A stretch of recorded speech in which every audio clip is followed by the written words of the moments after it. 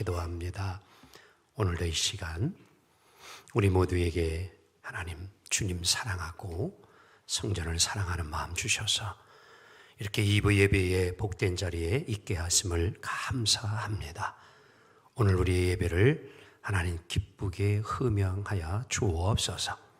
귀한 시간 비록 이곳에 있지 않을지라도 가정에서나 또 군에서 그리고 해외에서 또 이제 공부로 먼 이제 지역에 가서 있는 우리 귀한 자녀들 하나님 한 분 한 분마다 기억하여 주옵시고 늘 주님 지켜주시며 한결같은 은혜 그들에게도 부어 주옵소서. 귀한 시간 성령님 사랑합니다. 우리의 마음속에 오셔서 깨닫게 하시고 확신 갖게 하옵소서. 예수님의 간절히 기도합니다. 아멘. 할렐루야. 오늘 이제 우리 성경 봉독자가 읽은 이사야 5장 이제 3절로 7절의 말씀은 성경의 포도원의 노래라 이러한 이제 제목이 붙어 있습니다. 이 포도원의 노래라고 하는 것은 이 그리스여질 당시에 민중들이 많이 불렀던 통속적인 사랑의 노래라 이렇게 볼 수가 있습니다. 이것을 이제 선지자 이사야가 그 당시에 모두가 쉽게 또 알고 느끼고 있는 이 사랑의 노래를 가지고서 하나님으로부터 받은 그런 이제 거룩한 그런 이제 말씀, 신탁의 말씀을 잘 전달하기 위해서 이 소재를 이제 사용했다 이렇게 볼 수 있습니다. 본문에 나오는 포도원의 주인은 하나님이십니다. 그리고 이사야 선지자는 그 하나님을 사랑하는 사람이었습니다. 처음에는 이제 이사야 선지자가 나서서 이제 노래를 이렇게 시작하는 듯하다가 이제 나중에는 하나님이 직접 이제 등장해서 말씀을 하는 것처럼 이렇게 노래가 이어져 가게 되어지는데요. 이 포도원의 노래의 핵심은 어디에 있냐고 하면은요, 하나님께서 가장 좋은 땅에다, 기름진 땅에다가 좋은 포도나무를 심은 겁니다. 그래서 이제 이 하나님의 사랑을 받은 이 나무는 이제 이스라엘 백성, 예루살렘 주민들을 이야기해 주고 있는데요. 이 나무를 심으면서 하나님의 기대는 좋은 포도 열매 맺기를 원하였어요. 그런데 결과적으로는 하나님의 기대와는 다른 들포도의 열매를 맺습니다. 하여튼 먹지 못할 정도로. 그래서 하나님이 화가 나셨어요. 분노가 나셨어요. 그래서 하나님이 어떻게 합니까?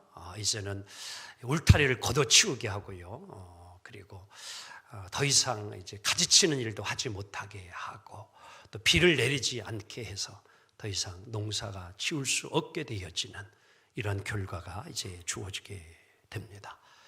왜 그럼 하나님께서 이토록 화를 내시고 있는 걸까요? 왜 우리 하나님이 분노하고 계실까요? 그 답을 7절에서 이렇게 이야기해 주고 있습니다. 시작. 무릇 만군의 여호와의 포도원은 이스라엘의 족속이요 그가 기뻐하시는 나무는 유다 사람이라. 그들에게 정의를 바라셨더니 도리어 포악이요 그들에게 공의를 바라셨더니 도리어 부르짖음이었도다. 포도원의 노래의 주제는 정의예요.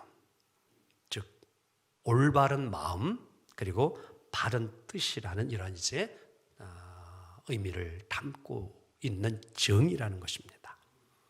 즉 하나님은 하나님의 백성들에게 정의를 바라였는데 이스라엘과 유다 백성은 정의로운 삶을 살지 못하고 불의한 삶을 살았다는 거예요. 그래서 하나님의 이들을 버릴 수밖에 없다라고 오늘 이야기하는 겁니다. 이러한 이사야 선지자의 외침은 이사야 한 사람만 하나님이 주신 이야기가 아니고요. 성경에는 많은 선지자를 통해서 하나님이 공의와 정의에 대한 이야기를 수없이 해주고 있습니다. 아모스 5장 24절을 한번 보도록 합니다. 자, 하나님은 아모스 선지자를 통해서 이렇게 말씀했어요. 시작. 오직 정의를 물같이 공의를 마르지 않는 강같이 뭐하게 하라? 흐르게 할지어다. 이게 하나님의 마음이에요. 여기서 우리가 여러분 이 아모스를 통해서 주신 말씀, 오늘 아모스 5장 24절 이전에 있는 앞절을 보게 되었지만 오늘 예수 믿는 여러분 가정가 충격을 받아요. 그게 뭐냐고 하면은요, 하나님의 백성들이 하나님께 번제를 드리고 소제를 드리는데 하나님이 그 제물을 받지 않으신다는 거예요. 그리고 찬양하고 뒷파소리를 해도, 오늘 우리 찬양에다가 찬양을 우리가 찬양을 올려드리잖아요. 하나님이 받지 않으신다는 거예요. 악기 연주도 하나님이 받지 않으신다는 거예요. 이게 뭡니까? 정의에 관심 없는 종교는 여러분 무의미함을 성경이 우리에게 교훈을 줘요. 오늘 여러분 가정의 삶이 한 주간 동안 불의하게만 살다가 오늘 주일이라고 해서 이곳에 와서 하나님 앞에 예배드리면 하나님이 그 예배 과연 기쁘게 받으시겠냐라고 했을 때에 오늘 아모스는 우리에게 주는 교훈이 아니다라는 거예요. 우리가 삶 속에서 정의롭게 살아가야 된다는 거예요. 그게 하나님 우리에게 주시는 교훈이에요. 이유가 무엇입니까? 왜 오늘 우리 하나님이 선지자들을 통하여서 오늘 그리스도인들로 하여금 정의로운 삶을 살아가라고 하느냐? 이유가 어디에 있느냐? 이 정의가 무너지면, 공의가 무너지면 하나님의 형상으로 창조된 인간의 삶이 파괴되기 때문에 그래요. 자, 예를 하나 들어봅시다. 회사에서 사원 중에는요, 정규직 사원이 있고 비정규직 사원이 있습니다. 그런데 정규직 직원하고 비정규직 직원 사이에 여러분 차별이 너무 크다면, 차이가 너무 많이 난다면 여러분 다른 그런 한쪽의 사람은 열등감을 느낄까요? 느끼지 않을까요? 안 느껴요? 나는 비정규직이니까 아예 그렇게 생각하고 여러분 자존심이나 열등감을 전혀 느끼지 않습니까? 자, 제가 좀 근래의 데이터를 좀 찾아보려고 노력을 했지만도 쉽지가 않았습니다. 그래서 2018년도 한국 리서치에서 조사한 하나의 이제 그 표본 조사를 좀 보여드리겠습니다. 한국인들이 가지고 있는 한국 사회에서의 그 정의에 대한 그런 물음을 했을 때에 이 불공정하다라고 하는 그 인식을 이제 알아보게 되어졌는데요. 법 집행되는 것이 불공정하다라고 답한 이들이 74%나 돼요. 그리고 소득이나 재산의 분배가 공정하냐 했을 때 아니다, 불공정하다고 생각한 사람이 71%. 취업에 기회가 주어졌을 때에 그것마저도 공정하지 못하고 불공정하다는 것이 71%. 승진, 진급 역시 마찬가지예요.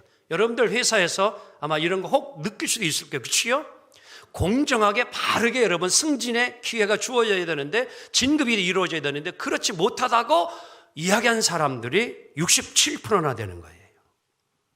자, 전체적으로 공정 경쟁의 필요 조건에 법 앞에 평등하느냐 또 기회가 균등하느냐라고 했을 때에 60%에서 75%까지 한국 국민이 다 뭐예요? 불평등하고 불공정하다라고 답을 한 겁니다. 참 이런 일이 좀 자주 일어나지 않으면 좋을 텐데 우리 지역에서 가까운 당진에 현대제철이라고 하는 데가 있습니다. 이곳이 나쁘다고 지금 이야기하는 것은 아니고요. 그런데 하여간 이 현대제철에서 사건 사고가 정말 많이 일어나고 있어요. 그 김용균 씨의 죽음이 대표적이지요. 또 그 현대제철의 컨베이어 벨트를 정비하던 외주업체 비정규직 이 씨의 죽음이 그곳에서도 일어났고요. 지난해 6월 9일 고원에서 연주일부 코리안 7호기에 이 캡슐러 이제 냉방 시설 AS 갔던 이제 한 분이 있는데 그것을 수리하다가 의식을 잃어버리고 쓰러져 버려요. 그래서 병원으로 긴급히 호송을 했지만도 끝내 뭐예요? 목숨을 잃게 되어지는 54세의 박모 씨의 죽음입니다. 열악한 환경 속에서 정말 죽음을 맞이하게 되는, 그것만이 아니라 지난해 5월 10일 우리가 잘 알고 있는 서울 강북 우이동의 한 아파트 단지에서 경비원으로 일하던 50대 남성이 극단적인 선택을 하게 됩니다. 왜 그렇게 되어졌느냐? 그해 4월에 그 아파트의 주민 40대 한 사람 주차장 문제를 가지고 서로 다투게 되어졌는데, 시비가 일어나게 되어졌는데, 이 아파트의 40대 주민이 뭐예요? 지속적으로 폭행을 하고 지속적으로 뭐예요? 이 폭언을 하게 되어집니다. 그래서 결국에 이 경비원이 그것을 견디다 못해 스스로 뭐예요? 고등학교 자녀를 둔 그가 그만 죽음을 선택을 하고 세상을 떠나게 되어집니다. 서울대학교에서도 역시 경비원이라는 사람이 에어컨도 하나 시설 없고 정말 쉴 공간 하나 없는 곳에서 있다가 뭐예요? 그만 죽음을 당하게 되었지요. 만약에 서울대 총장의 사무실에 에어컨을 놓지 않을까라는 사실이지요. 똑같은 생명을 가졌지만 우리의 사회에 여러분 이 공정하지 못한 이러한 일들이 많이 있습니다. 자, 오늘 우리 하나님 말씀했죠. 하나님이 공의를 바라셨건만 도리어 포악이 일어나고 정의를 원했지만 부르짖음이 곳곳에서 뭐해요? 한탄의 소리가, 서러움의 소리가, 억울함의 소리에 부르짖음이 있다라고 오늘 성경이 이야기를 하고 있는 것입니다. 선지자 이사야의 외침이 어디에 갔습니까? 아모스 선지자의 외침은 어디에 갔습니까? 오늘 여러분에게 묻고 싶습니다. 오늘 지금 여러분과 제가 살고 있는 이 시대는 옛날 시대보다 더 정의롭다라고 생각을 하십니까? 아니면 더 불의하다고 생각을 하십니까? 더 악해졌다고 생각을 하십니까? 한두 마디로 정의를 내리기는 쉽지는 않을 것입니다. 복지제도가 그래도 이 지구상에서 잘 되어져 있는 데가 있는데 그게 북유럽이에요. 북유럽, 스웨덴을 비롯해서 이런 나라들은요, 그래도 다른 어느 나라보다도 훨씬 더 정의로운, 공의로운 그런 삶을 이루어가고 있습니다. 그러나 그 외의 나라들, 미국, 중국, 여러분 러시아, 일본, 우리나라, 여러분 어떻게 생각을 합니까? 과연 미국이 정의롭다고 생각합니까? 중국 여러분들 정의로운 그런 사회라고 생각이 듭니까? 러시아 어떻게 생각을 합니까? 지금도 시대를 막론하고 어떤 지역에서는요 불의가 판을 치요. 미얀마 같은 곳에서 지금 악한 일들이 일어나고 있어요. 5.18 광주 사태를 경험한 이 나라잖아요. 그렇죠? 선량한 국민이 총칼 앞에 속수무책으로 죽음을 당해야 되는 그 역사가 이 나라의 역사예요. 그러한 일들이 지금 미얀마에 일어납니다. 과연 정의로운 사회냐라는 사실이죠. 의가 바로 이루어지고 있느냐는 사실이죠. 지난 16일 미국 조지아주 애틀란타에서 연쇄 총기 사건이 일어났습니다. 8명이 죽음을 당하였는데 우리 한인이 4명이 포함이 되어 있습니다. 로버트 에런 롱이라고 하는 21살의 그러한 젊은이, 그가 이 일을 행하기 전에 자신의 SNS에 중국이 최대 악이라는 이러한 글을 올려놓았습니다. 이번 사건이 코로나19로 인하여서 중국발을 통하여서 이제 미국 온 세계에 이렇게 전염이 되다 보니까 아시아 사람들이 미워지는 증오 범죄일 가능성이 많다고 지금 보고서, 또 하나는 성 중독으로 인한 그런 이제 사건이 아닌가 지금 이제 조사를 하고 있습니다. 수사를 하고 있습니다. 어찌됐든 여러분 미국 어렵습니까? 정말 백인이 아닌 아시아의 그러한 이제 황인종 그리고 흑인종들이 과연 차이가 없이 어렵게 살 수 있는 미국이냐라는 사실이죠. 자, 오늘 정의의 실현이 어려울 수밖에 없는 것이 오늘 우리의 현실입니다. 함께 어울려서 살아가면 우리들은 서로 간에 이해가 많이 충돌될 적이 많이 있습니다. 그렇죠? 갈등이 많이 일어납니다. 이것은 교회 안에서도 있다는 것이지요. 여러분, 교회라고 해서 여러분들 서로 충돌이 없습니까? 서로 갈등하지 않습니까? 전혀 없습니까? 아니에요. 교회 안이 수도원, 수녀원이라고 할지라도 그것에도 뭐예요? 다 갈등이 있고 서로 이해의 충돌이 있게 되는 것입니다.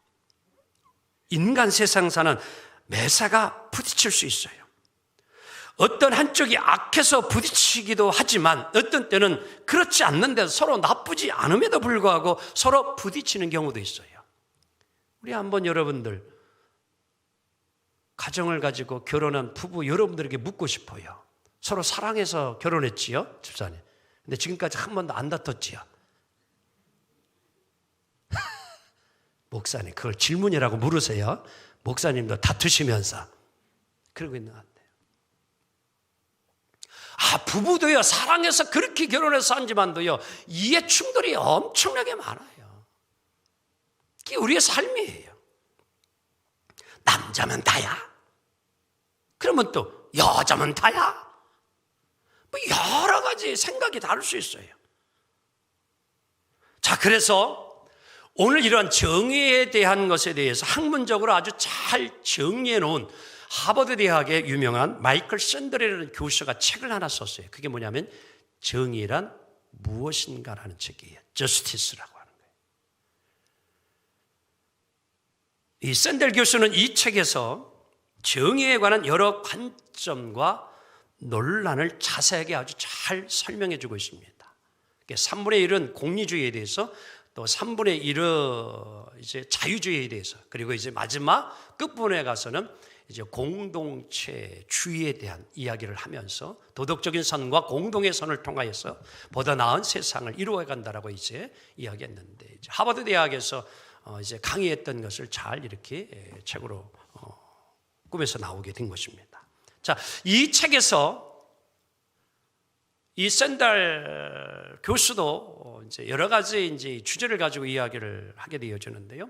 안락사의 문제, 또 노조와 기업 간의 그런 이제 노동법의 그런 이제 의견의 차이, 그리고 요즘 이제 이 동성애 문제, 또 젠더 이런 것들, 뭐 이슬람 문화권, 유럽 문화권, 동양권, 서양권이 다 생각이 다르잖아요. 미국에서는 뭐 이제 동성애를 합법적으로 허용해 준 주가 있습니다. 다는 아니에요. 근데 우리나라에도 지금 이제 성소수자들 이제 이 동성을 인정해 달라고 이야기하지만 아직 통과가 되지 아니하고 있지요.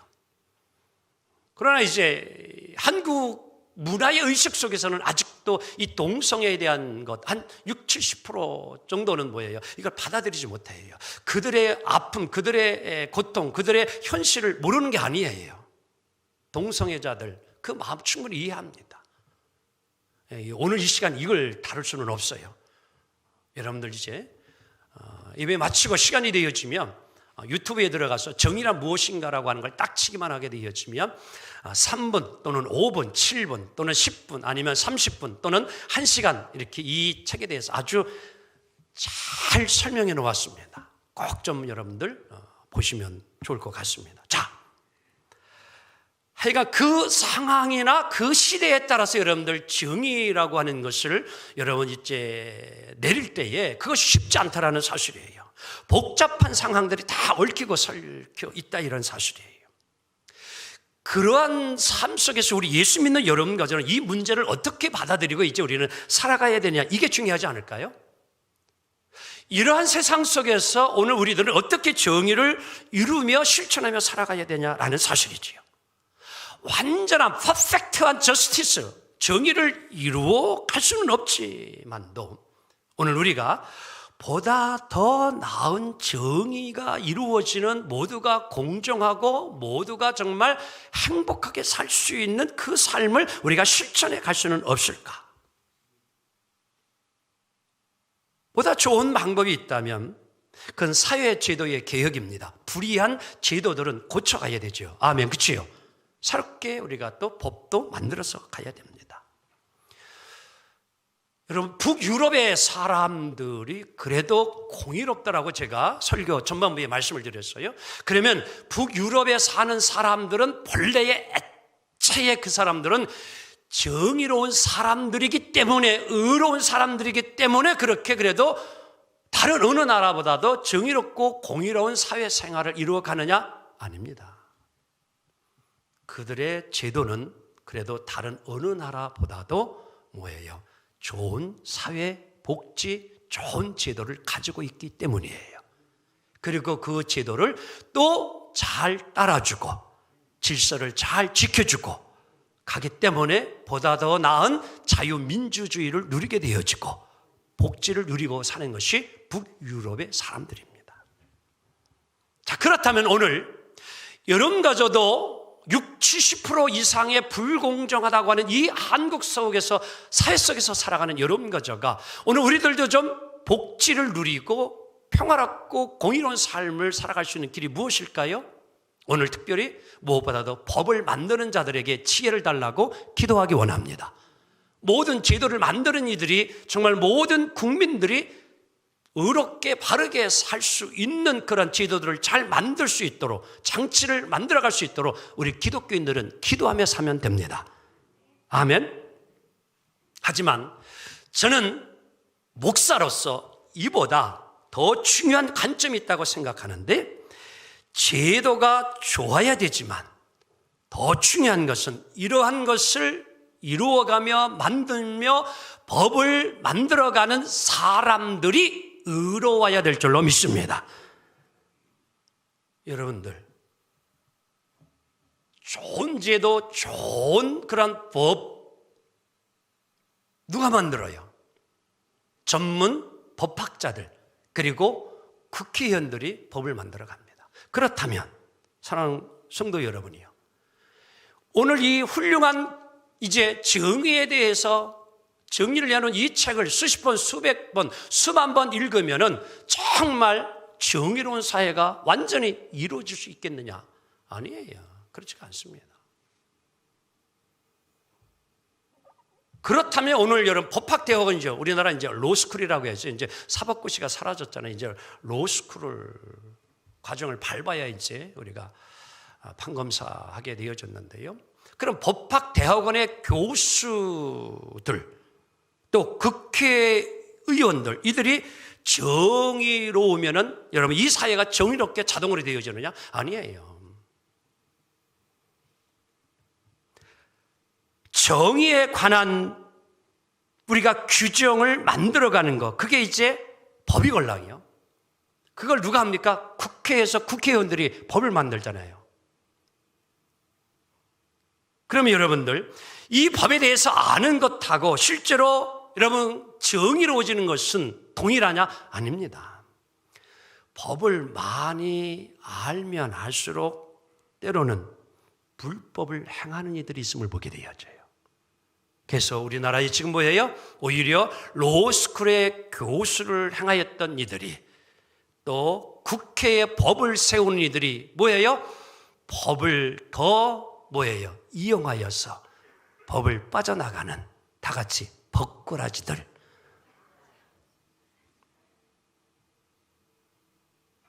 이게 오늘 우리의 현실이에요. 자, 하나 이야기 좀 하나 우화를 설명하고자 합니다. 이 라퐁텐이라는 사람의 우화에 늑대와 어린 양에 대한 이야기가 나오는데요. 태어난 지 얼마 안 되는 어린 양이 목이 말라서 이제 시냇가에 가서 물을 마시려고 하는데 그때 늑대 한 마리가 나타났습니다. 그러면서 이 늑대가 이 어린 양에게, 야 이놈! 이 새파란 놈이, 아주 어린 놈이 왜 어르신 잡수는 물을 이렇게 흐려놔? 그랬어요. 그러니까 이 어린 양이 눈을 뻑뻑 하다가는, 아니 어르신은 지금 위에 있고 나는 이 아래에 있는데요. 하나도 윗물 안 흘러났는데요.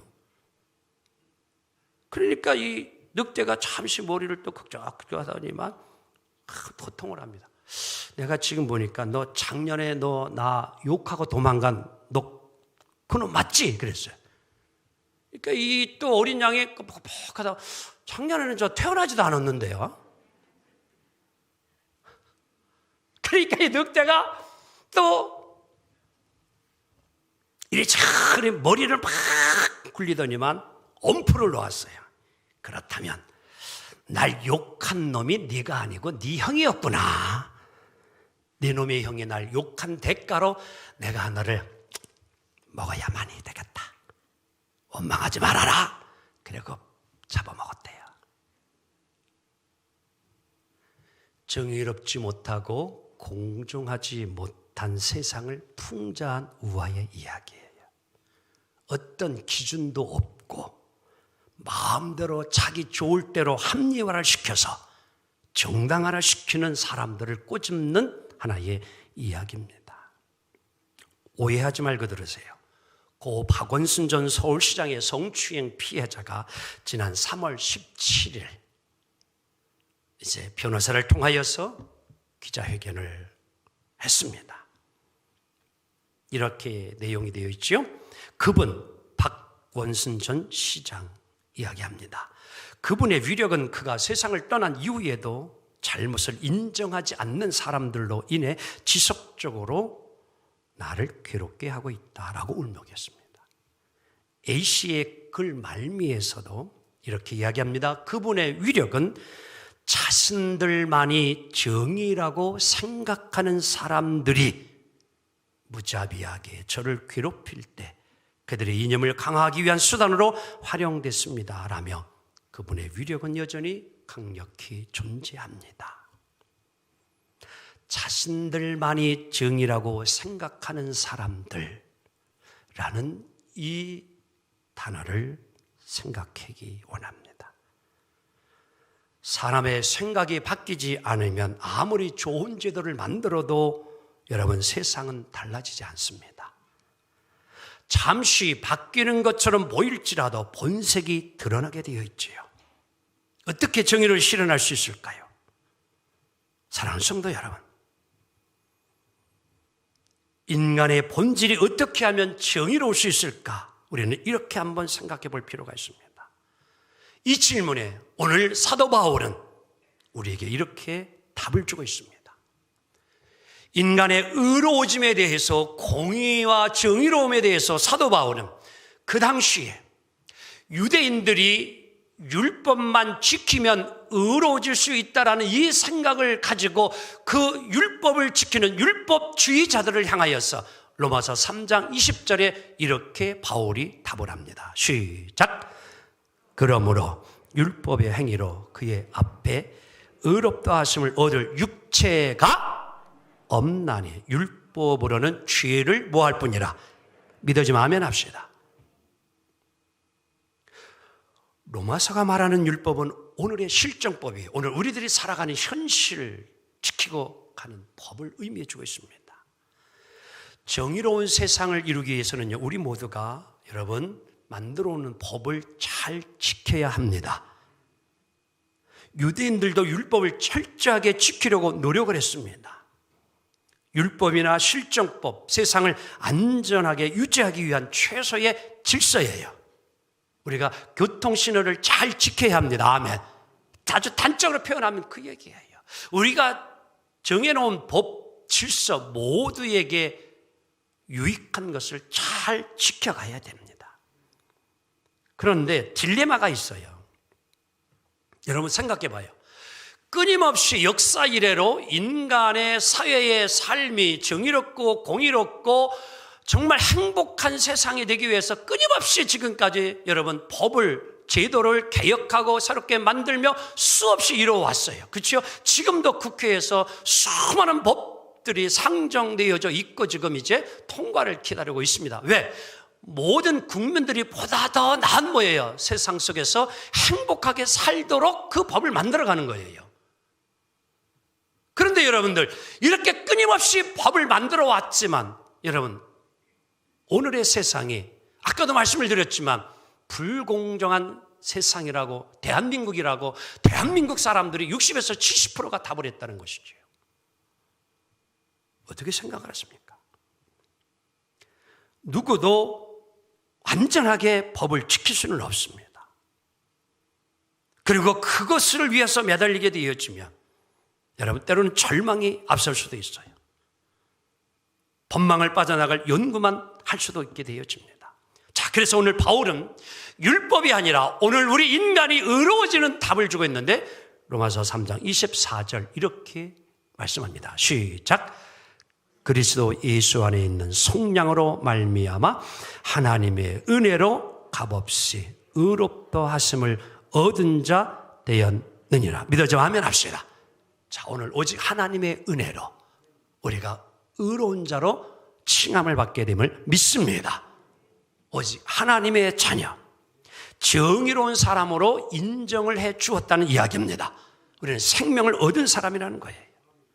사랑하는 성도 여러분, 하나님께 정의로운 사람으로 의인으로 인정을 받은 우리라면 정의를 추구하는 것이 마치 물이 위에서 아래듯 흐르듯 순리의 삶이 정의로운 삶을 이야기해 주고 있습니다.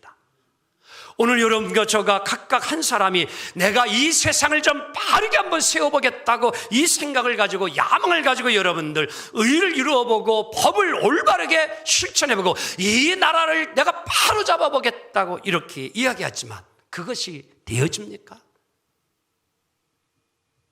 야망은 될 수 있지만 오늘 우리는 완전한 정의를 이루기는 어렵습니다.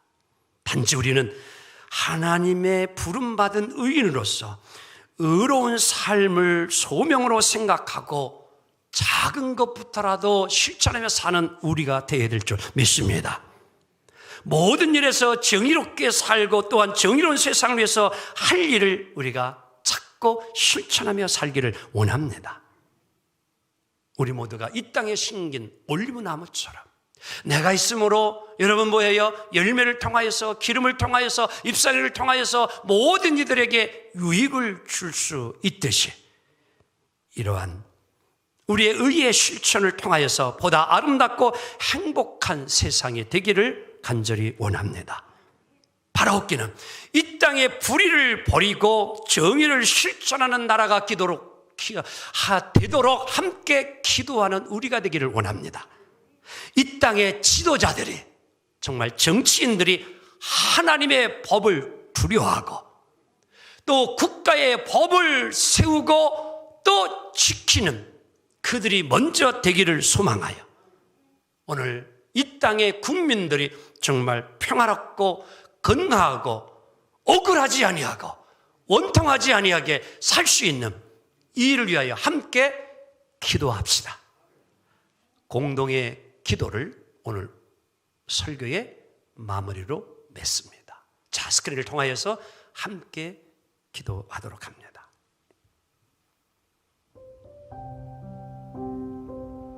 주님의 때에 모든 것을 아름답게 하시는 주님, 함께 기도합니다. 저희로 주님을 진실로 믿게 하소서. 주님의 자녀답게 정의롭게 살게 하시며 정의를 위해 일하게 하소서. 불의가 싸움을 걸어올 때 선으로 악을 이기게 하소서. 저희로 하여금 주님의 정원에 심긴 푸른 잎이 가득한 올리브 나무로 자라게 하소서. 예수님의 이름으로 기도합니다.